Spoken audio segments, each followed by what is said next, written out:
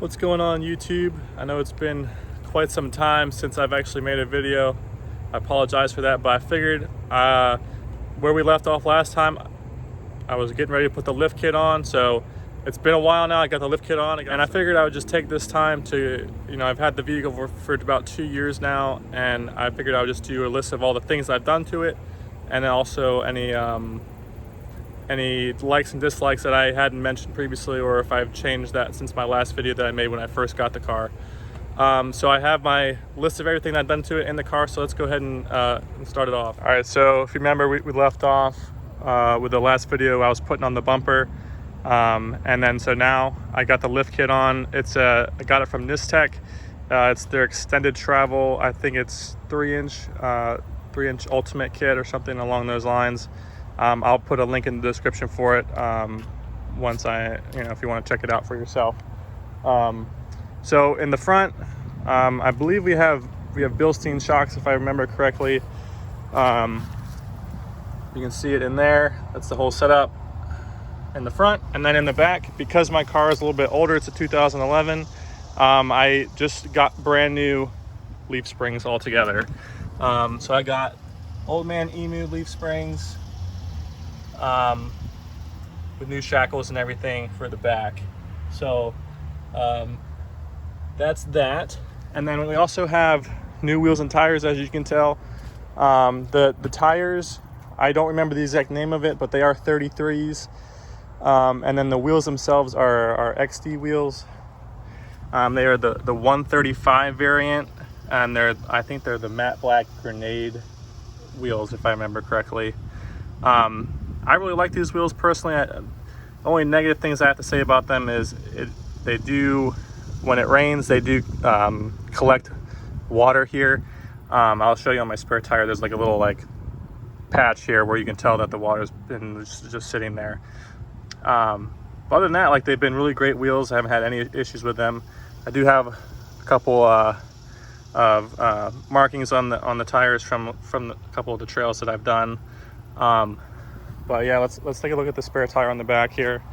So spare tire on the back, and you can see in here we do have a little, you can kind of see where it's built up in the back of the car. And then let's take a look at this side over here. Same setup, same wheels and everything on this side, obviously. And then so that covers the wheels and tires. I believe the wheels there's 16 inches by 8 inches wide. So I think that's the only width they come in at 16s. So if you're looking at these wheels, they do come in bigger diameters, but not any wider, I believe, if I remember correctly from the website. So that covers that one. Let's go ahead and jump into the next mod. All right, so the next mod that we did was the Hefty Fab rear bumper. So let's take a look at that guy. So I paid to have the swing arm. So basically, you just works by you pull the pin out, and the arm just swings right out, just like that.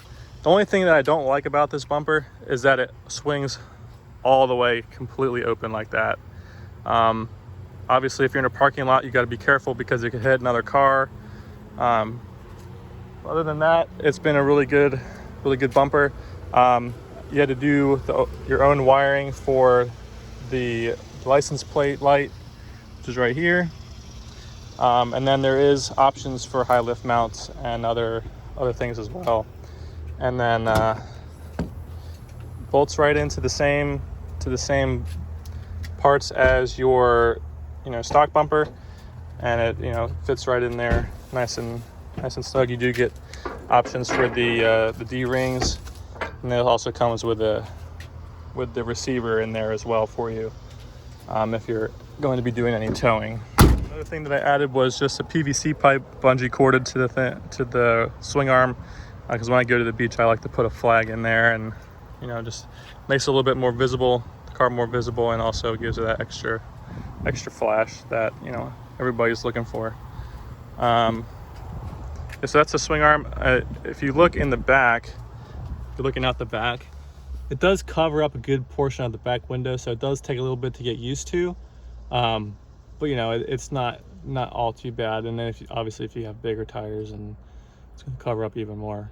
But for the bumper, I really like it. I think it makes it a nice, flare to the vehicle instead of keeping your nice wheel and tire up underneath the car where it could get, scratched or dinged or whatever. It makes it more accessible on the backside. All right, so on the roof, right now we have the Yakima roof basket. If you guys remember my previous video, I did have this basket on there. I also now have a surfboard rack as well, also from Yakima, which is really handy for when I go to the beach and take all the surfboards, stand-up paddle boards, and whatever. And also it's really convenient for going camping. You can throw up all your coolers and tents and chairs up there, and makes it real easy to carry extra things. I also have a high lift jack on here now. Basically it's just mounted to the roof rack here. These mounts I actually got from High Lift's website.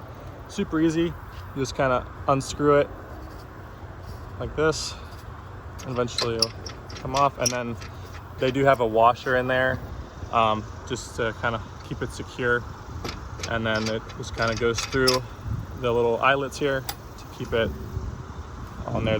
Comes with two, and then you get different length brackets for like wider racks or any shorter racks or whatever.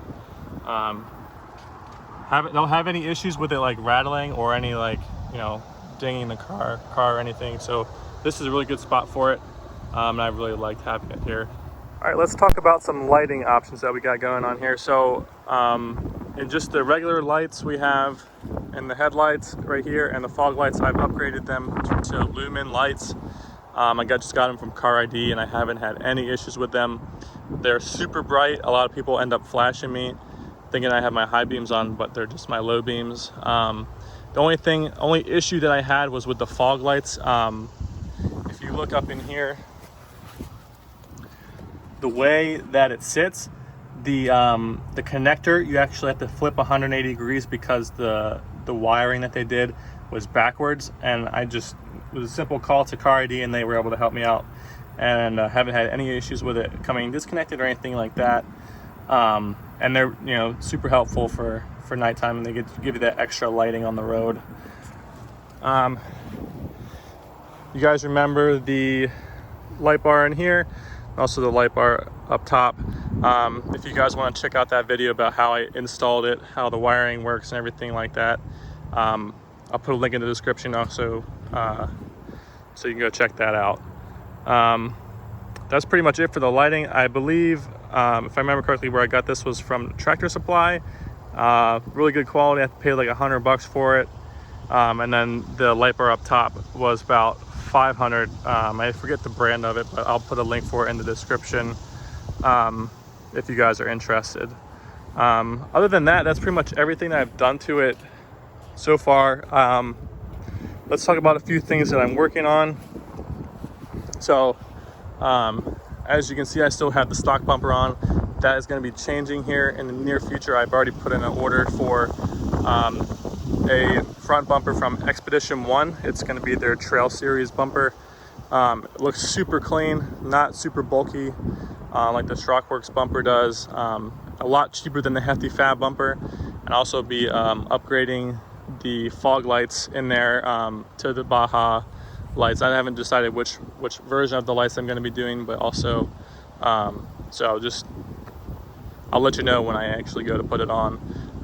The bumper comes with a spot for the winch, so I'll be moving that light bar probably up onto the bull bar, or I don't know, I might just get rid of it altogether. So that's that for the bumper. I'm also looking at just replacing the entire stock rack altogether with Expedition 1s. They just came out with a full rack that is a little bit wider.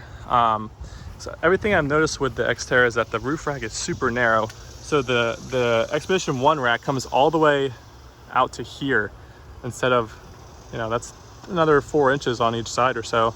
So that gives you that extra width. And basically the way it's set up is basically a giant one of the baskets for your roof. So that's what I'm looking at doing. I'm also looking at getting some spacers for the tires, just to kind of kick them out a little bit, give it that wider stance, help it with road driving, get that little bit better standstill, you don't feel the rock of the car a lot, because it is a little bit higher now, so you do feel it a little bit more, especially when you make abrupt turns and everything. Another thing that I'm working on getting is not skid plates, rock sliders. So I have been looking and scouring the internet for the best kind. So if you have any recommendations, go ahead and drop that in the description, or not the description, the comments. I'd be more than happy to take your advice, because I am pretty new to this. So looking for recommendations on that. Yep, so that's pretty much it, guys. That's everything that I've done to the car, mods wise. I have absolutely loved having this car. It's been super reliable. Haven't had any issues with it. It's getting up there in miles now. It's at like 128,000. And I haven't had any issues with it. You know, I do the normal oil changes and other things like that. Haven't had any mechanical issues or anything. Super reliable. Absolutely love this car. I would not have, going back in time, I would not have chosen a different car, because this car has been absolutely amazing for the price that I got it for. So if you guys are in the market for Xterras, I definitely recommend them. They're super reliable and just as good as any other car off-road. So thanks guys for watching the video.